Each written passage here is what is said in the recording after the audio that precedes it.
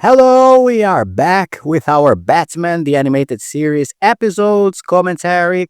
And today's episode is one that is very interesting. I love it, called Avatar, which will take Bruce Wayne Batman into a very the Mummy or Indiana Jones kind of adventure. So let's watch it together. And as usual, let me do my countdown so we can watch in your DVD box sets or Blu-ray box sets or streaming service with Batman the Animated Series. Let's go in 3, 2, 1. Give it a play. So the first Warner Bros. Logo is on the screen. Now the second one. And yes, Avatar. This is an episode that I remember watching as a kid, kind of late in the game because I didn't watch in the first time or period that the show was broadcast on my Brazilian channel. Here in Brazil, I only saw later. I was a little older in the reprisals, right? That were being broadcast in another channel that got the rights for Batman the Animated Series. But anyway, I remember watching it and going, wow, this is a new episode. I like it. I haven't seen this one before. And it really surprised me, the whole Indiana Jones style of adventure that Bruce Wayne Batman goes into this plot. We see him joining Talia al Ghul and, of course, Ra's al Ghul in order to uncover a mystery that will take place in Egypt. So it's always fun to see Batman in these very different kind of settings. And the episode starts in ancient Egypt with a young Ra's al Ghul coming from a dig. He's going to the subterranean of a region of Egypt. I believe the year is 1898. Yes. So actually, it is 100 years before the story of the episode takes place, right? So we see Raz going to this digging, being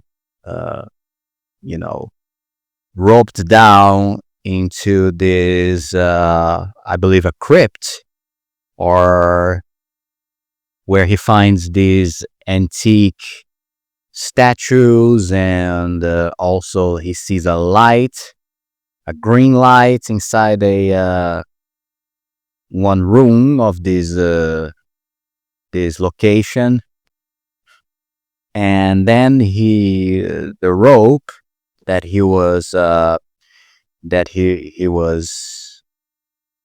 using to go down this place starts to be pulled, and when the people who are descending Ras pull the rope, it is burned, and it was cut during his descent. So it already sets a mystery plot that there was something inside this dig, and yeah, that's a very The Mummy kind of a plot, with archaeologist guy finding some ancient mystery, some ancient power or something like this. Anyway, we go back to the present times and we see Bruce Wayne talking with Lucius Fox in a museum kind of place where there are there is this scroll inside a glass that has some ancient drawings showing the event that took place with Raz, the big light that he found in there. And then this criminal guy, or this guy using a hood, comes down into the museum and tries to steal the scroll. And Batman arrives and gets the guy, wraps him in a rope, and he pulls the hood of the guy and realizes that it is Ubu, the servant of Raz. And Raz appears, and he tosses a snake in Batman, which is something very rude, right? Very brute. He just tosses a snake. The snake wraps around Batman's arm and bites him and poisons him right away. So he immediately gets unconscious by the poison, and he gets a little flask with antidote, poison antidote, and pops it and drinks the liquids, saving himself in the last minute. So Ra's al Ghul almost killed Batman right away. And anyway, Batman goes back to the Batcave and he examines the image of the scroll. And Alfred and Batman talk about the fact that they thought Raz had died in the last encounter that Batman and Raz had in the episode The Quest for the Demon, I think. Right? And now Bruce travels to Gibraltar, which is this very paradisiac location. We see a very Indiana Jones montage with Batman in a plane. I mean, Bruce in a plane. And then we see the little map with the lines of Indiana Jones. Every time he flies in a plane, we see the line of representing the plane crossing the map and arriving in the location. This is exactly what we see here in the cartoon, which is another indication that this is a very Indiana Jones inspired story, and I love that. I love when Batman is in this kinds of adventures. We saw this in the quest for the demon. We also saw. I had made a video about the Son of the Demon comic, that has Batman and Raz and Talia in a very James Bond kind of adventure. So we see that Bruce meets Talia in a castle in this place in Gibraltar, and they talk about the whole scroll and what it represents, and Talia reveals that the place that Raz visited in the 100 years ago is actually the tomb of an ancient queen called Toth Kefera, or Kefera, I don't know, which is this probably, Raz has some big interest in finding this tomb again. And this is where we see Talia hugging Bruce. They are alone in this hotel. And I always believed that, in a way, of course, this is a kid's animation. We cannot have these things. But I always believed that this is where, or this could be the very moment where Damian Wayne was conceived, if you know what I mean. Because this is a perfect situation with both of them together and alone in a hotel. I mean, in a castle room. And, in the next day, they go into this adventure, going back to Cairo in Egypt. But in the meantime, they could, have something. So if Batman the Animated Series had been made during a time where Damian Wayne came into the comics, they could very well use this opportunity to, introduce this plot line here. But anyway, so yes, we see they visit this shop in Cairo, which has many antique objects, and Bruce, very, his look in this part of the episode is very much Rick O'Connell from the Mummy movies, in my opinion. So I wouldn't really doubt the fact that the Mummy movies, which came in 1999, so they came after this episode, or they came after this period of Batman the Animated Series, they took some inspiration probably from this story here. I wouldn't doubt this possibility. And because he looks exactly like Brendan Fraser looked in that movie. And here we have also Talia looking like Rachel Weisz looked in those movies. So I don't know. It's very, it's a strange coincidence for me. Then we get to see Bruce and Talia. They fight some goons in the shop. Then they go down the subterranean of the shop, and they find the scroll, and also they find Raz in there.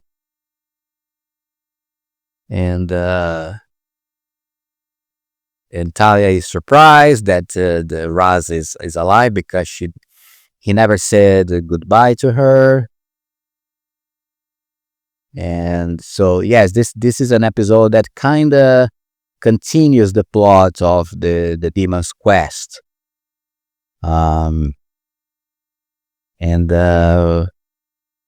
once again we meet Raz in this adventure, looking for his own immortality, or looking for a way to be to beat death as usual. And apparently he wants to find Toth Capera to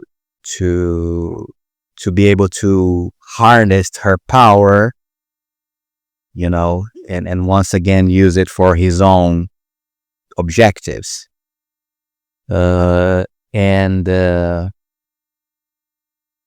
he actually traps Talia and Bruce together because they are, obstacles for his quest.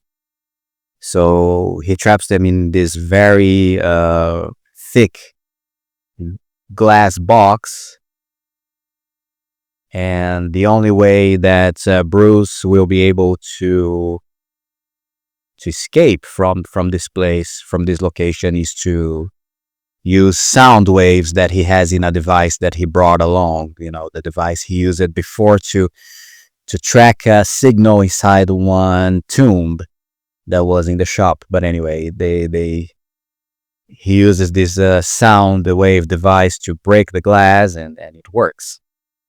I just realized that this is the fourth story that we see Bruce and Talia together. So it's really, really interesting that is the fourth. This interaction between these two characters has been quite well developed by this point of the series, right? And this is really good. I mean, it's another love interest in the life of Bruce that is very well established and developed in this show. And now we see Batman and Talia going into the tomb of Toth Capera, in the location where we saw in the beginning of the episode, in the intro. And something that I think is very interesting in this part of the episode is that since Batman is in the desert, or in a desertic setting, they changed the lighting in his suit. So instead of having these blue highlights in the cape and the cowl, now he has brown highlights, which is very cool. I like it, this visual for Batman. So anyway, they go down the tomb, then they find Raz with his goons, and Once again, he babbles about the whole, secrets of life and death, all the things that we know. Raz is very, uh, he is his ultimate goal in as a character. So he finds some scrolls in a in an actual tomb inside the place, and but when he gets the papers, they basically become dust in his hands. So he gets the disappointed, and then Batman and Talia escape from the goons, and they fire their machine guns. And once again, we're gonna have this action scene with them running away from the goons. And this is where accidentally Raz he triggers a device on the tomb of of the scrolls, and it opens an entrance with a staircase to another level of this whole place, which will take him straight to a kind of pool of this green liquid, which I don't think it is the same liquid of the Lazarus pit, but is very similar. And in this liquid, we have it is bubbling, and suddenly Toph Capera, the one and only, rises from this liquid, and she's very beautiful. She looks like this ancient, Cleopatra maybe, or because she's a queen. And Ra's al Ghul, he gets absolutely in love with Toph, and then he asks her to grant him the powers of immortality, and he becomes entranced with the woman. So obviously he will fall into her her trap, because obviously this is not this ancient queen is not a good queen, right? And they both kiss, and obviously in the best the shining um kind of scene, we get Toph Capera becoming almost like a zombie, a corpse, very ugly, very monstrous, and I love it. I absolutely love it. And she sucks or drains the vital energy from Ra's al Ghul, and he also becomes not zombie-like, but he becomes this very old figure, instead of the young and strong Raz that we've seen the whole episode. And then it comes my favorite part in this story, which is where when Toph Capera, she summons some how do you say this? They're not zombies, but the liquid transforms into these creatures, these goo like creatures, and then they become a tentacle and grab Talia, and we have this great action scene with Batman jumping with a sword and cutting the tentacle. Is absolutely fantastic, and it lasts too little. I would like to see her minions. That's probably the name that I should call it. Her minions having a more interesting fight with Batman. But Batman tosses a grenade in Toph Capera's pool and explodes her, but it doesn't do much. The goons, or the minions, should I say, continue to rise from the pool, and again they become tentacles, and they try to grab Batman, and he will use a very Indiana Jones style of maneuver, that is to push one huge statue inside the place to to fall and you know, and cause a whole destruction in the place. In Indiana Jones and Raiders of the Lost Ark, Indiana Jones does this to open a passage for him and Marion, right? But here, Batman uses this whole thing to cause a whole destruction in the temple, and he runs towards the exit, and the goons of Raz, including Ubu, they follow him. And this is where we have a scene that shows how Batman is, a real hero.